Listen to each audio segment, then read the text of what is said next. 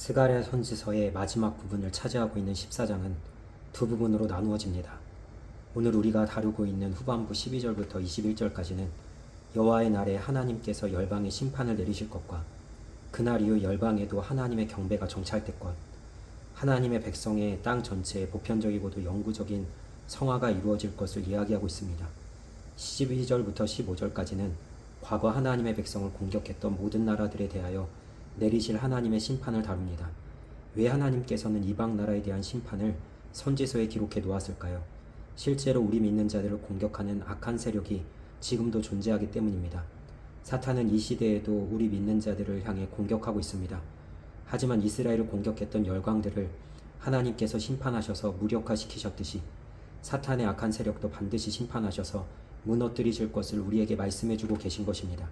그래서 우리는 이방 나라들에 대한 하나님의 심판을 보면서 우리의 최후 승리를 바라볼 수 있어야 합니다. 그리고 우리에게 이러한 승리를 주실 하나님을 찬양하며 영광 돌리는 믿음의 모습이 있기를 주님의 이름으로 축복합니다. 이방 나라들에 대한 심판은 여기서 끝나지 않습니다. 이들은 하나님의 심판 후에 하나님이 하나님 되심을 바라보게 됩니다. 이제 자신들이 섬기던 우상들은 헛것이고 오직 하나님 한 분만이 유일한 신이심을 고백하게 되는 것입니다. 16절 말씀입니다. 예루살렘을 치러 왔던 이방 나라들 중에 남은 자가 해마다 올라와서 그 왕 만군의 여호와께 경배하며 초막절을 지킬 것이라. 아멘. 이제 하나님은 이스라엘의 하나님만이 아니라 모든 민족의 하나님이 되십니다. 실제로 복음은 이스라엘을 넘어 이방 민족이었던 우리에게까지 전해졌습니다.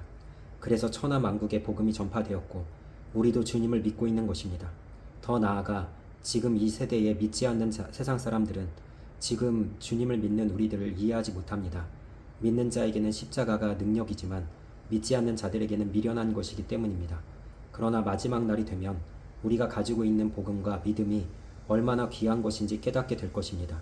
그때는 모두가 우리를 부러워하며 하나님을 섬기겠다고 고백하게 될 것입니다. 물이 바다 덮음같이 여호와의 영광을 인정하는 것이 온 세상에 가득해질 것입니다. 20절 말씀입니다. 그날에는 말 방울에까지 여호와께 성결이라 기록될 것이라. 아멘. 이것이 스가랴 선지서의 마지막 선포입니다.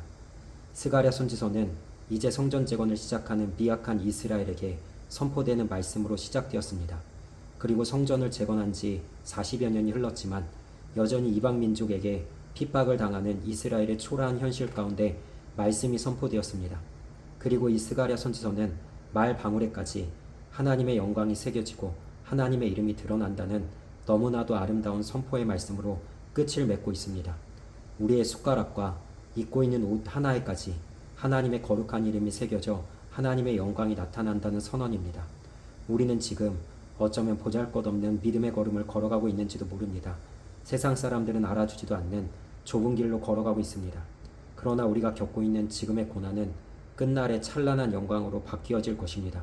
스가랴 선지서가 미약한 이스라엘에서 창대한 하나님의 영광으로 끝맺었듯이 우리 믿음의 걸음은 결코 한 걸음도 헛되지 않고 생명의 면류관과 하늘의 귀한 보화로 결론 맺게 될 것입니다. 그것을 굳건하게 믿고 끝까지 믿음으로 걸어 나가십시오.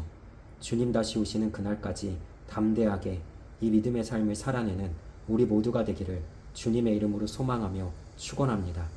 오늘 하루도 승리하세요.